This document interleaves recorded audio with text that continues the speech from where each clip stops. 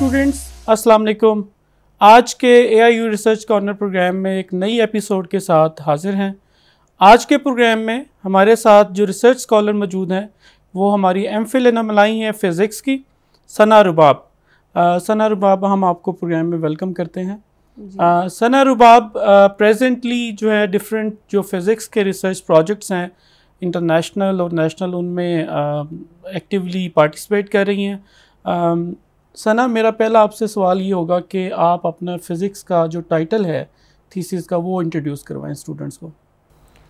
सबसे पहले तो मैं शुक्रिया अदा करना चाहूँगी आपकी क्रू का who have invited me over here for my work, and my work have got that much appreciation कि आज इस पे जो है मुझे बोलने का मौका मिला है, so thank you very much.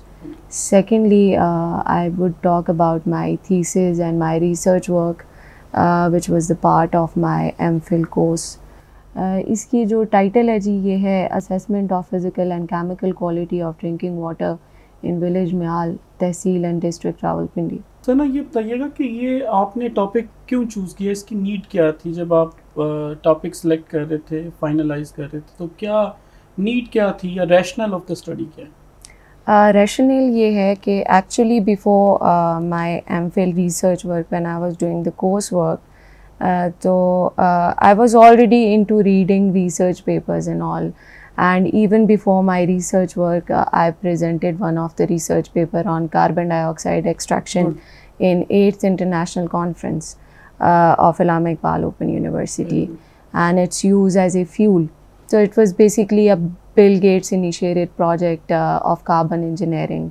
So I'd worked on that and gave some findings as well. क्योंकि मेरी जो field है वो renewable energy resources है, तो I had interest in like working on environment and water. Water is the biggest problem over here in Pakistan, as drinking water is scarce. So by reading the research papers, I came to know that there are 79% of rural areas of Pakistan where people drink water which is unfit for drinking. Okay. So as per the reports of PCRWR and WHO, which is World Health Organization, मेरे village में problem ये है कि वहाँ पे water borne diseases हैं, as जो toddlers होते हैं, किड्स होते हैं, उनको गैस्ट्रोइंटेस्टिनल प्रॉब्लम्स होते हैं, डायरिया हो जाता है स्वेयर किस्म का, फिर that leads to some genetic problems as well, because family में अगर ये प्रॉब्लम्स रहते हैं तो वो जनरेशन्स में ट्रांसमिट हो जाते हैं। तो overall that was the problem, and people used to say, people mention that water is not like that much कि वो उसको पिया जा सके, पानी सॉल्टी है, ऐसा है। I should mention that village because सिर्फ मेरा गाँव ही नहीं, नंबर ऑफ विलेजेस हैं वहाँ पे जहाँ पे पानी ऐसा ही है। सना, ये बताइए स्टूडेंट्स के लिए कि आपने ज़ाहिर है पानी पे रिसर्च की और उसको स्टडी किया काफ़ी, और आपने काफ़ी सारी चीज़ें भी आइडेंटिफाई की, तो इस असेसमेंट के लिए आपने कौन सी रिसर्च मेथडोलॉजी चूज़ की है? बेसिकली मेरा ये था कि I already worked on some research papers, मेरा वो लिटरेचर रिव्यू था, and then I started working upon the analysis of water, कि how would I be able to compare that this water is not fit for drinking purposes. I made a comparison basically of who permissible standards of the quantities of elements. अच्छा सना, ये बताइए students के लिए कि आपकी research के जो main objectives थे वो क्या थे? सर बेसिकली इसमें एनालिसिस था, chemical and physical analysis, and there were some permissible parameters of World health Organization and PCRWR, which is Pakistan council of research in water resources. उसका जो एक permissible limits थी for the quantities, the permissible quantities that should be there in water and drinking water. That was, I was already having it, and I'd made a comparison of that through experimentation. I'd came to know that the water sources the samples which I've taken from the village, they were not having that permissible level. It was exceeding that permissible level. So these were the objectives, and ये चीज़ें मैंने like step by step in उसको check किया उससे। अच्छा, ये बताइए कि इन ऑब्जेक्टिव्स को अचीव करने के लिए आपने जो रिसर्च मेथड यूज़ किया, जो वे अडॉप्ट किया, वो क्या था? सर वे मेरा था, it was basically N analysis, a physical and chemical analysis and a comparison method. I was already आपने having एक्सपेरिमेंट कंडक्ट किया? जी हाँ, I had basically I had got a chance to be the part of PCRWR for short period of time. I'd be the part of their labs as well, and there I came to know that which experiments I can apply on my water samples. There was ionometry, spectrometry, flame photometry, turbidity check करनी है, electrical conductivity and total dissolved solids check करने हैं, all these things, and pH, the physical characteristics which are there, जिसमें color आ जाता है, suspension आ जाती है water में, turbidity आ जाती है, all these experiments and these techniques have been applied on during that whole sampling. सना, ये बताएं कि आपकी रिसर्च की फाइंडिंग्स क्या थी? जी, बेसिकली इसमें मुझे like after the testing I came to know that the water is actually, ये डाटा कलेक्शन थी, और the water is actually like unfit even for the consumption of animals, because it was having the exceeding limits of elements like zinc, arsenic, chromium. अच्छा सना, ये बताइए कि आपने जो पानी के सैंपल्स लिए हैं वो कहाँ से लिए आपने, यानी किन किन जगहों से आपने वो सैंपल लिए हैं? जी sir, water samples have been taken from different parts of the village Myal which I have mentioned in my thesis. There were different areas like wells हैं जहाँ से लोग कैजुअली पानी ले रहे हैं, पीने के लिए इस्तेमाल कर रहे हैं. फिर ट्यूब वेल, अभी इन द ईयर 2013 में ट्यूब वेल की फैसिलिटी है, और अब वहाँ पे ट्यूब वेल का पानी आता है which is PCRWR tested water. But still unawareness है लोगों में, and people are still using well water, they are using the stream water for their animals, और कपड़े धोने वगैरह के लिए, नहाने के लिए इवन इस्तेमाल हो रहा है वो पानी. फिर बोर वाटर है जो अंडरग्राउंड वाटर है, एंड द टॉक्सिटी लेवल जो है वो अंडरग्राउंड वाटर में और ये वेल वाटर में ही बहुत ज़्यादा है, and even on the surface water as well, जो कि आप कह लें कि in the form of ponds जो मौजूद है वहाँ पे. सही. अच्छा, अब सना ये बताएं कि आपकी रिसर्च की फाइंडिंग्स क्या हैं? Sir, after the analysis I came to know कि जो टॉक्सिसिटी है वाटर की वो ज़्यादा है. It is unfit for drinking.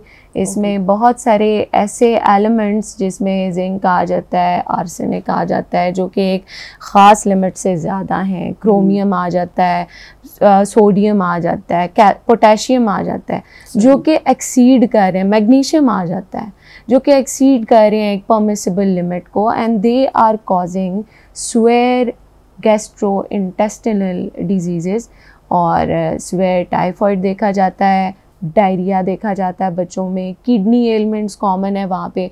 और फिर यही चीज़ें अगर मैं किसी बायोलॉजी के बैकग्राउंड के स्टूडेंट से पूछूं तो यही चीज़ें इनडायरेक्टली इंटरलिंक्ड हैं with the elements of heart and brain, which could become very swear. So these are the complications that are actually being caused by water, जिस पे अभी तक it's like an hidden fact, जिस पे अभी तक काम नहीं किया गया. इन बेसिस पे, जो फाइंडिंग्स की बेस पे आप कुछ रिकमेंड करना चाहें? सर, मैं रेकमेंड करना चाहूँगी कि being the student of and my field is renewable energy resources, so I didn't got the chance to work upon the biological aspect. And I definitely offer the students from the background of pure sciences, जिसमें biology आ जाती है, chemistry आ जाती है, तो वो environmental chemistry के aspect से और biology के aspect से water analysis पे मज़ीद काम कर सकते हैं, और मज़ीद बताया जा सकता है कि what diseases could be caused and what are the detailed version of those diseases के कितनी स्वेयर हैं वो इंसानों के लिए. ठीक है, इसमें ब्रेन का एस्पेक्ट है, इसमें हार्ट का एस्पेक्ट है, और इनका रूट कॉज जो है वो गैस्ट्रो इंटेस्टिनल एलिमेंट्स ही हैं. तो ये है. सेकंड थिंग इज़ दैट कि पाकिस्तान में 79% रूरल एरियाज़ हैं जहाँ पे स्टिल लोग अनअवेयर हैं और उनको नहीं पता है कि वो अनफिट ये बड़ा अलार्मिंग है। एग्जैक्टली कि वो अनफिट पानी पीते हैं। And one thing more, world health organization के अकॉर्डिंग अभी ये रिसेंट सर्वे आया है 2021 में, every like 1 person out of 3 is drinking unfit drinking water. इन पे काम किया जा सकता है, क्योंकि एक मिथ ये है ना कि गांव देहात में लोग ज़्यादातर या तो वेल से पानी लेते हैं या फिर वो किसी नल से पानी लेते हैं, और वो ये हैंड पंप से पानी लेते हैं। उनके ज़हन में ये बिल्कुल बात वो कह लें 100% उस पर वो बिलीव करते हैं कि ये जो पानी हम पी रहे हैं ये बिल्कुल ठीक ठाक पानी है। क्योंकि गांव में रहते हैं तो यहाँ पे सारी चीज़ें खालिस मिलती हैं। शहरों में मसाइल हैं, शहरों में बोर के पानी ना पिए, लेकिन गांव वाले तो मेरा ख्याल है 100% वो पानी नल का यूज़ कर रहे हैं या वो वेल से पानी ले रहे हैं। सर प्रॉब्लम इज़ दैट कि अनअवेयरनेस होने की वजह से, इलिटरेसी होने की वजह से लोगों को ये नहीं पता है कि जो ट्यूबवेल का पानी आ रहा है वो अच्छा है, उसको इम्पोर्टेंस नहीं दी जाती है। और इस पानी को जो उनके घर में आ रहा है, चाहे वो अंडरग्राउंड है, चाहे वो अपने कुएं से लेकर आते हैं, उसको अहमियत दी जाती है। That's the problem and this is alarming. अच्छा, स्टूडेंट्स के लिए कोई मैसेज देना चाहें जो फिज़िक्स को ज्वाइन करना चाहते हैं या फिज़िक्स के डिपार्टमेंट में फर्दर प्रोग्राम्स में आना चाहते हैं, उनके लिए आप क्या पैगाम देना चाहते हैं? सर बिल्कुल मेरा मैसेज है और उसके लिए मैं ये 2 कोटेशंस इस्तेमाल करना चाहूँगी। फर्स्ट है एरिस्टोटल की कि it is the mark of an educated mind to be able to entertain a thought without accepting it. Number 2 is read not to contradict and confute, not to believe or take for granted, not to find, talk and discourse, but to weigh and consider. So thing is that कि research papers में अक्सर पढ़ते हुए, analysis करते हुए एक student या एक scholar जो होता है वो ये exactly अपना जो problem है उसको ठीक तरीके से शेप नहीं कर पाता, उसको डिफ़ाइन नहीं कर पाता। That is the basic issue. So first of all there must be a need कि हम अपनी रीडिंग स्किल्स को इतना बेहतर बनाएं कि हमारा माइंड इस प्रैक्टिस में आ जाए कि हम प्रॉब्लम को प्रॉपरली डिफ़ाइन कर सकें। जब तक प्रॉब्लम डिफ़ाइन नहीं होगा उसके लिए ना तो हम रिकमेंडेशंस दे सकते हैं, ना ही उसके फाइंडिंग्स बता सकते हैं। So first there is a need to work upon our reading skills so that we would be able to work on defining a problem, especially the problem which are in society, whether they are environment oriented, whether they are related to some technology, कोई technology introduce करवानी है। तो ये तमाम aspects हैं जिन पे काम करने से पहले एक स्टूडेंट को प्रैक्टिस चाहिए रीडिंग स्किल्स को इम्प्रूव करने की, and then to write at their own with some critical thinking. Thank you very much Sana, आप प्रोग्राम में आई और आपने अपनी एमफिल की रिसर्च स्टूडेंट्स के साथ शेयर की। उम्मीद है कि स्टूडेंट्स ने इससे काफ़ी बेनिफिट भी होगा उनको, और नई डायमेंशन जो आपने उनसे शेयर की, बायोलॉजिकल आस्पेक्ट्स जो हैं वाटर के, वो भी उन पे भी काम करने की ज़रूरत है।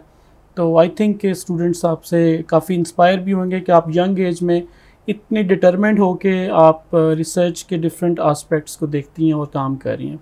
डियर स्टूडेंट्स, आज के प्रोग्राम में 2-3 बातें ऐसी हैं जो मैं दोबारा रिट्रीट कर दूं आपको।